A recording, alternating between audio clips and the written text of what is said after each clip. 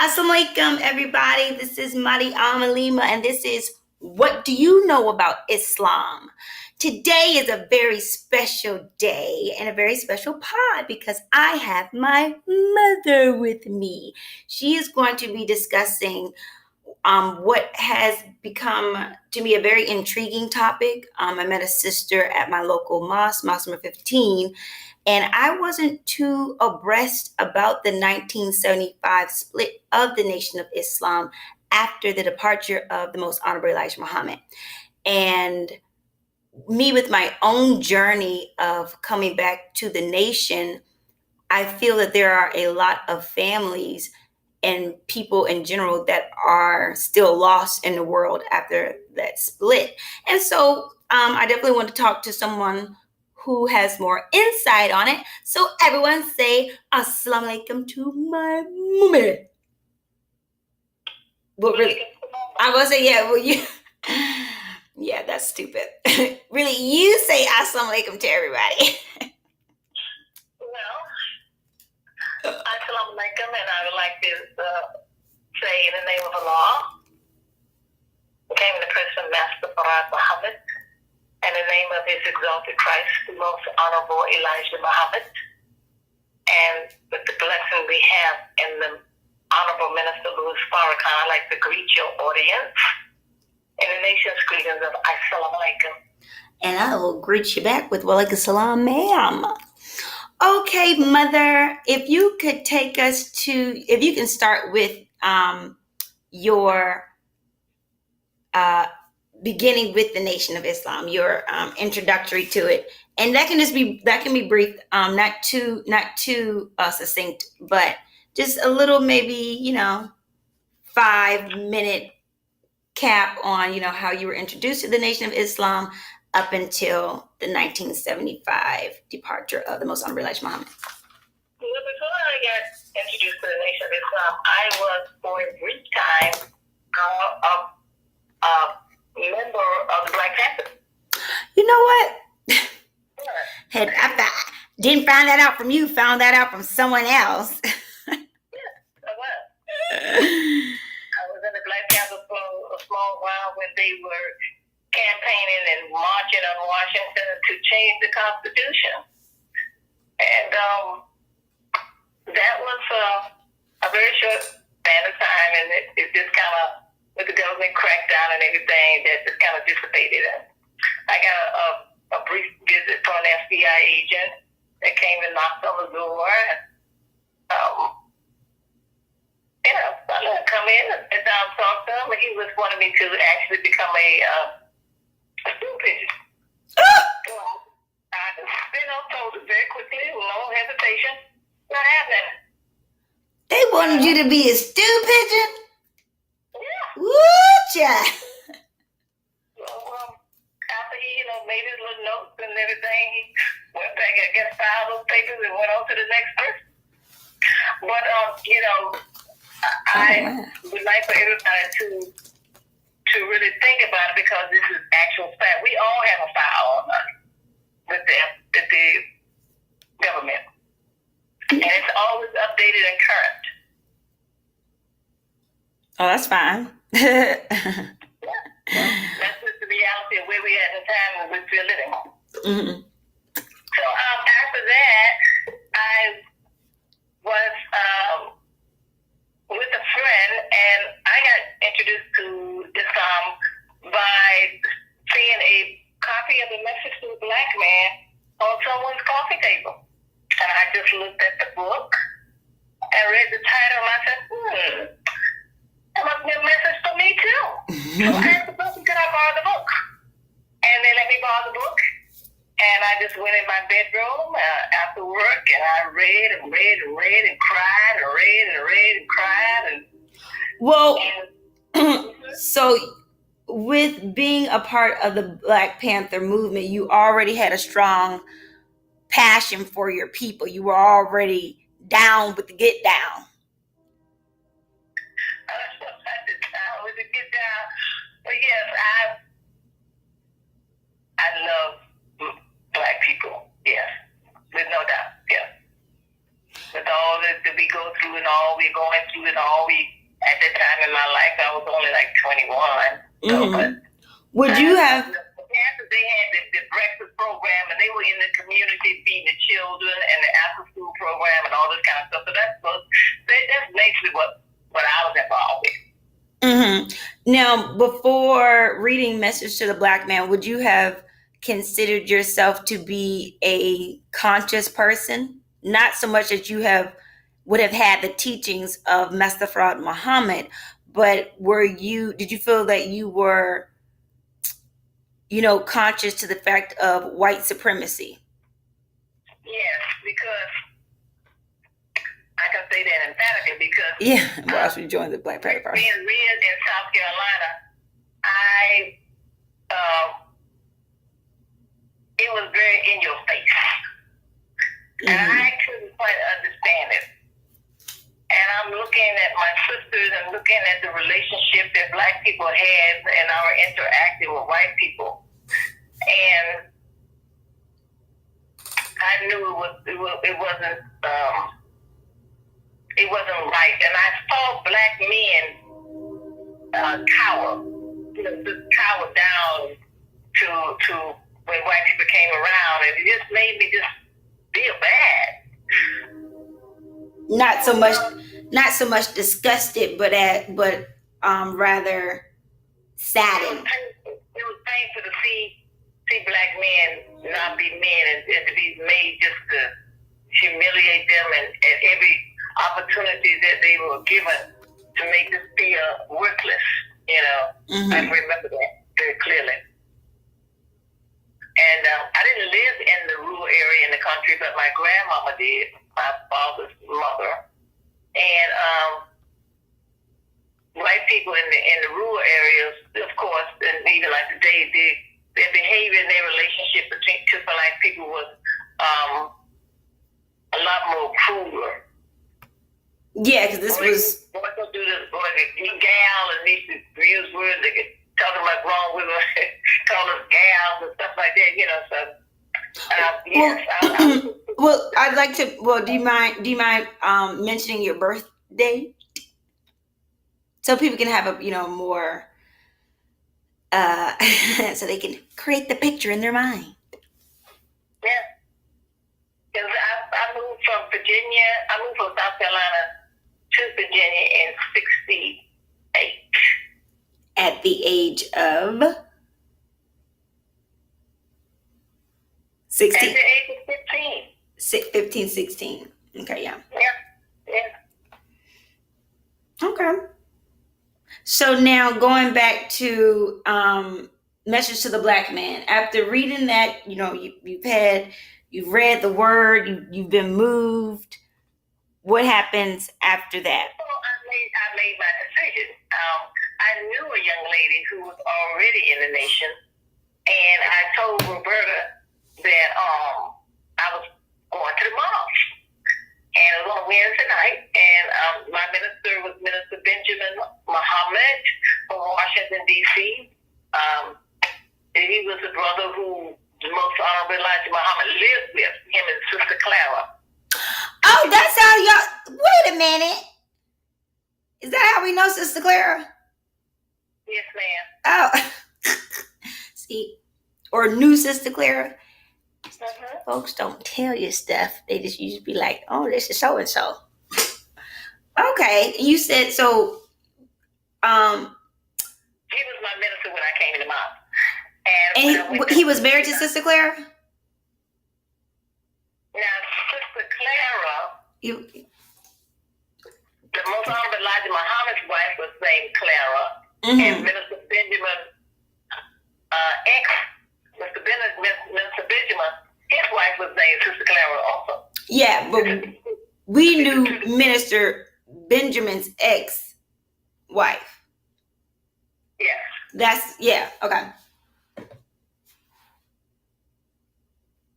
And it was on Wednesday night, and I jumped up when at that time, one of the big things was that questions and answers after the lecture was over. And, and if you want to accept, I stood up and did everything but shout. I want to join.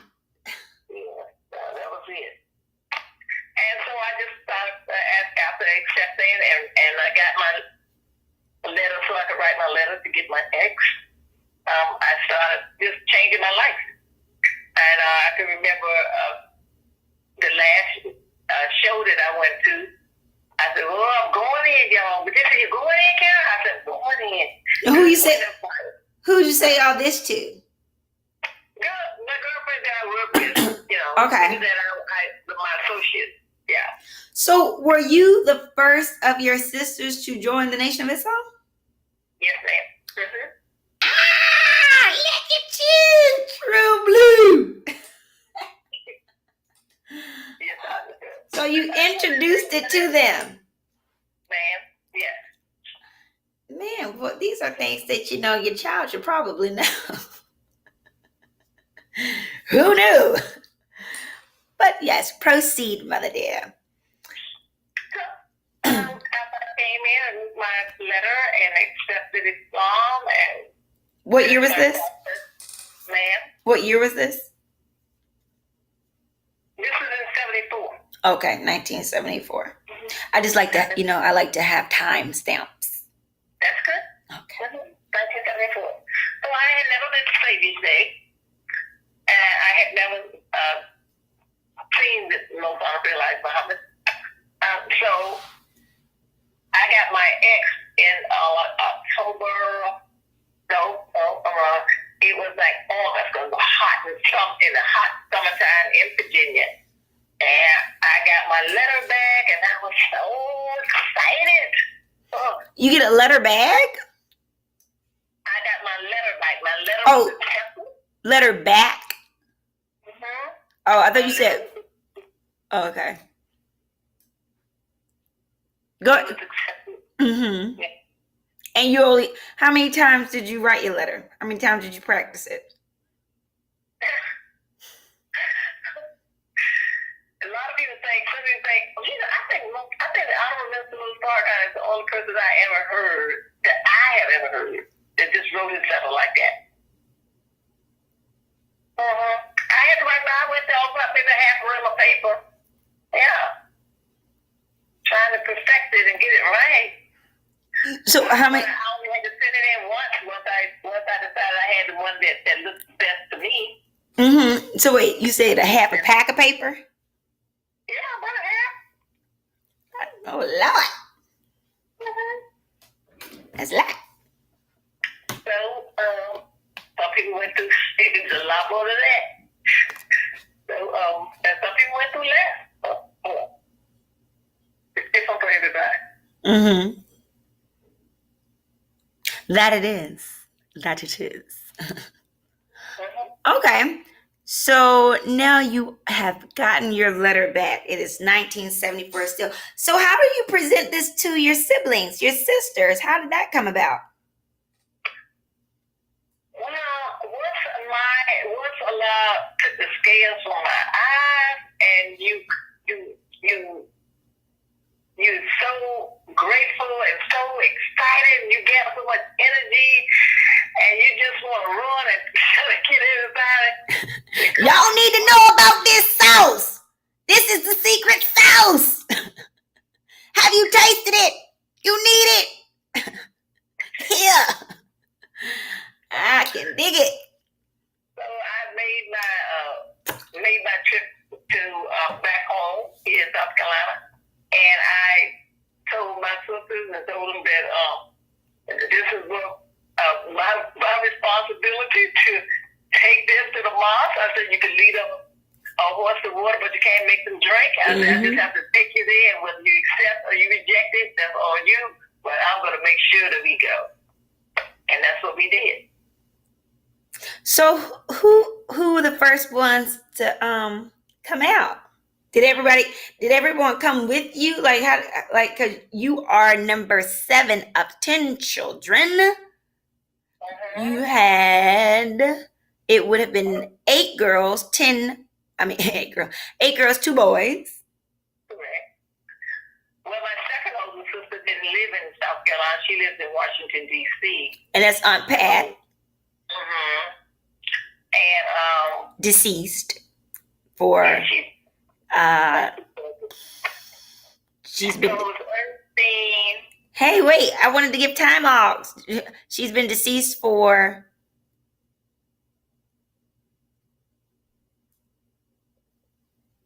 Ugh. She passed before I was born, correct? Yeah, Jonah was only 4. Okay, so she's been deceased for 33 years. Okay. May she rest in power now. Okay. So you couldn't give it to Aunt Pat. Or, well, actually, that's funny because Aunt Pat was closer to you because you was in Richmond, and so she was only an hour and a half away. Yes. Patricia was a very, what people would call bourgeois kind of black person. She Aunt Pat was bougie. To have arrived. And, so she went to D.C. and got affluent, huh? Yeah. Hey, she hadn't had the wolves taken off her eyes, so we can't fault her too much. Also, it's Aunt Pat. Auntie, yeah. She's the second. Patricia was the second. There was Ernestine, Patricia, Lucille, Diana, and your Uncle David, then Gloria, then myself, and Pamela, Lubaba. And then your Uncle Ronald. Oh, we definitely gonna have to do a little not a time, but the family tree on that, because I did not know the family tree for them siblings. Okay, so you went on back down to Columbia, South Carolina, presented it to whom again first? Since you couldn't take it, since you didn't go to Aunt Pat because you felt like not going to be so open to receiving this awesome information. I kind of know her. I'll wait. Let me try to go get some. Basically, was you thinking I need to go get reinforcements? I'm going to present it to them, and maybe if I present it to them and then they jump on board, I can then present it to Pat.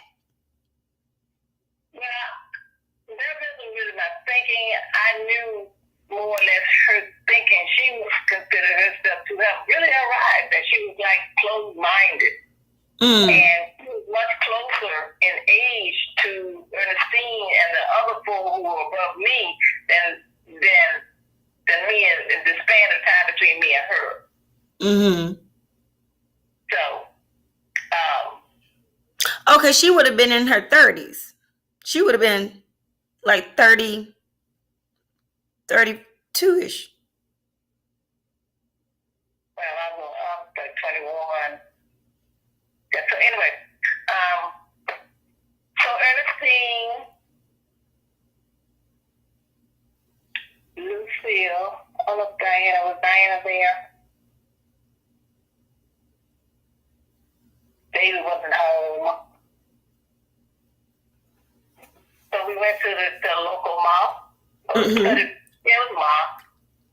Temple. It was temple at the time. We didn't call it mosque then. We went to the temple. And they accepted.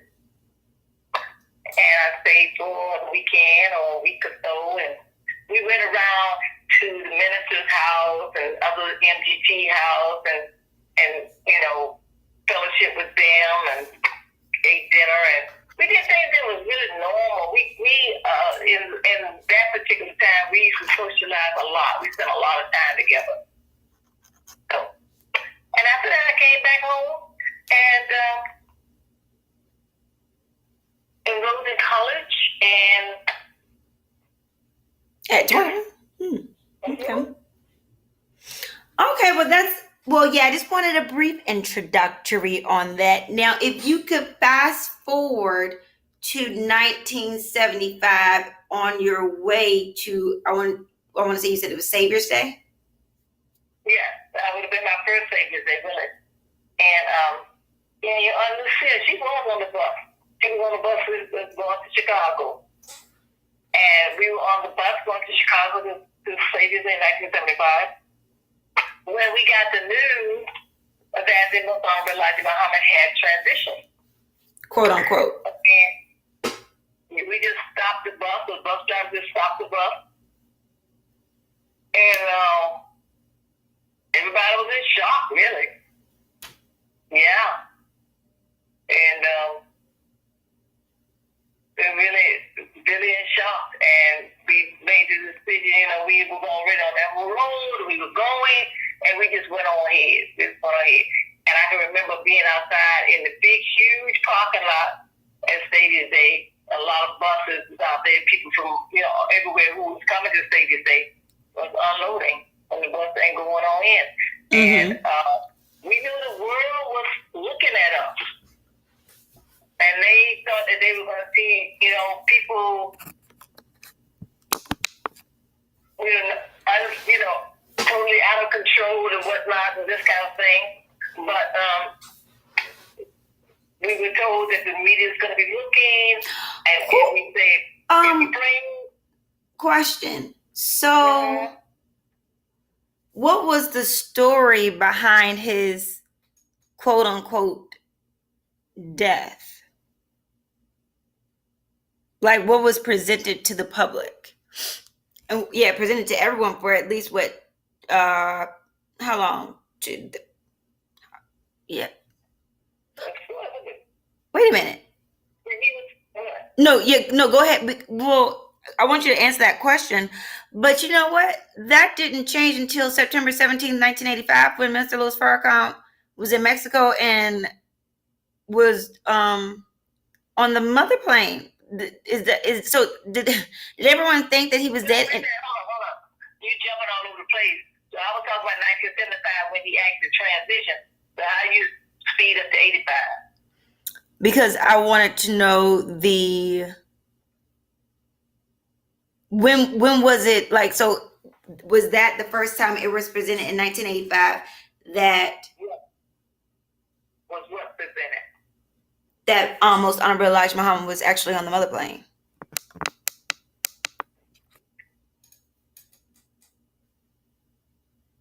Remember, so you skipped the span of time. You forgot when the minister.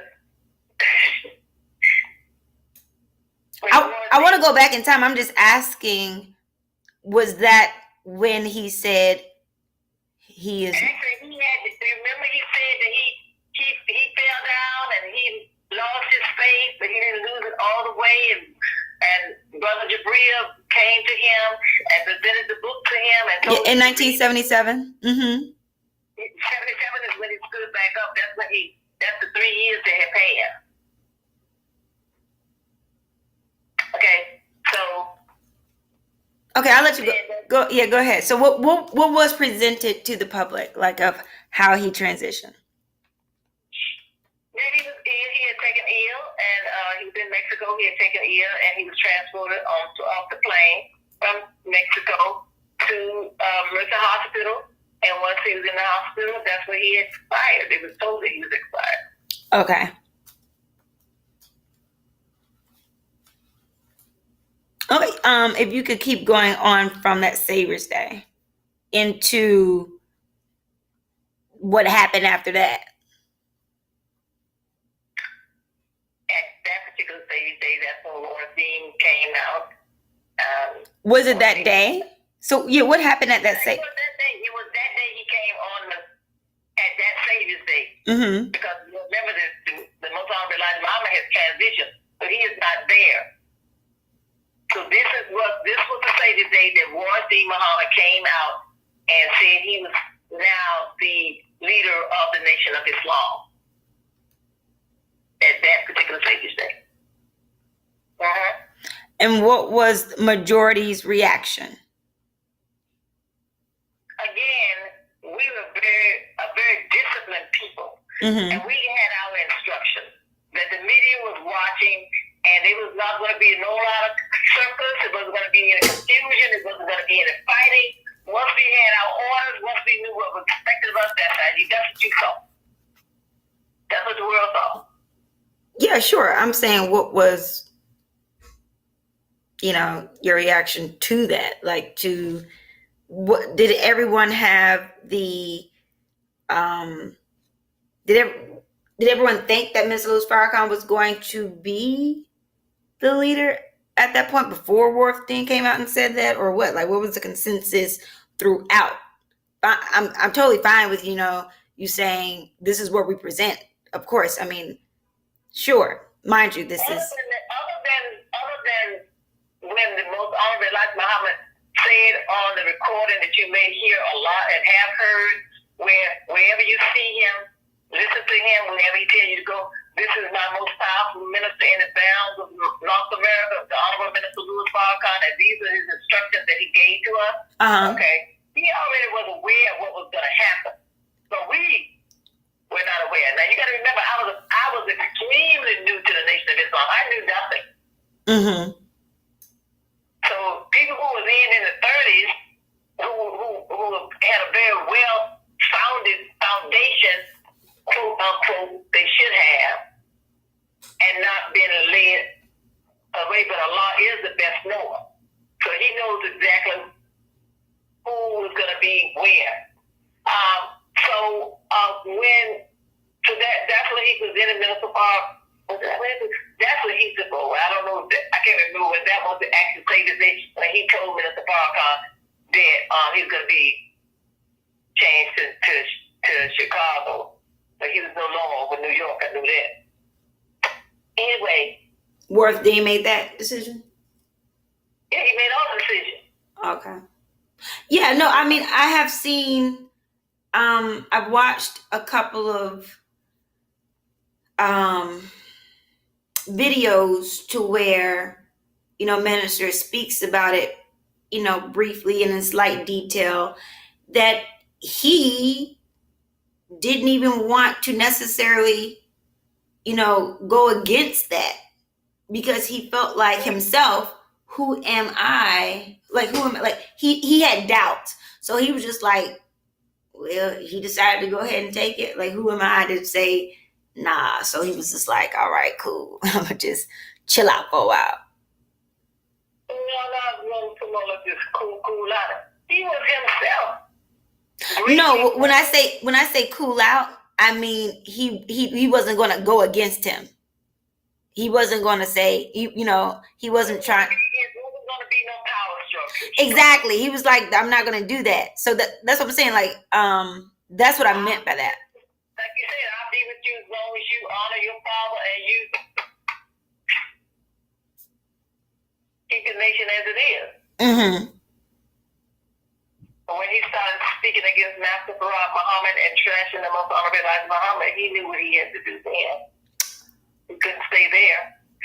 And personally, I was in a mode of observing everybody. That's what I was doing. I was looking how people was changing. Sister was, getting real loose with the garments and everything. Discipline was going. Yeah. So I was looking at these things. And I would try to hear the lecture that one thing was giving, but it was, to me, in my ears, my own personal ears, it was like he was speaking a foreign language. I could not comprehend anything that he was saying. Because it didn't. The guy rid of our minister, towards me, had already had his people set up. As soon as the most honorable Elijah Muhammad exited the scene, Minister Benjamin X and Martin the 24, they came and you old now, you got to go push them out the way. Yeah. In Richmond? Yeah. Push them out the way, and we got Bayi. His slave name was Michael. And then once they changed his name to Bayi. I just looked and I just sat down and observed the morals of the believers just really got really bad. Going back out like to say about the dog, go back to visit his vomit. Ooh. Yeah. I can remember my baby sister. Oh, where you gonna take off that head, these girls? Who? On the Bible?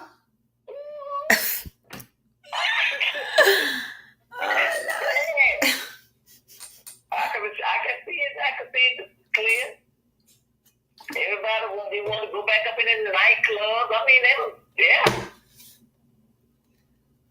Oh, and I was very resistant to it. Well, alhamdulillah for that. Have to stay strong, sister. I can remember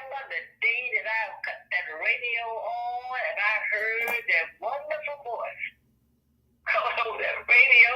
Tears rolled down my eyes. I jumped up, screamed, Allah Akbar. What did he tell? It was like a life jacket. Ooh, it was such a wonderful feeling. Minister Farrakhan, to be exact, correct? And wherever he was, if he was in a place close to Virginia, we got in the car and we rode. If he was in Norfolk, we went to Norfolk. If he was in Hampton, we went to Hampton. He was in Richmond, we was there. He went to Washington, D.C., we went there. He went to Joe, we was riding. Wherever he went. Yes, Lord. So within that time, 1975 to 1977, did anyone that you might have been close with, did they shift to Worth Dean? Just that's a whole while. Yeah. I just left. Oh, so like they were all. Yeah, I left. Oh. Do you see any of them now? Like have you seen any of them that have returned? Yeah, some of them, yes. Sister Roberta, for one, I saw her at Savior's Day. It took her a while to come back. But she came back. I saw her the first Savior's Day in 2000. What is this? 12? No, this is not, 2017. What? Yeah. 2017? Everybody had to go through what they had to go through. Oh my word.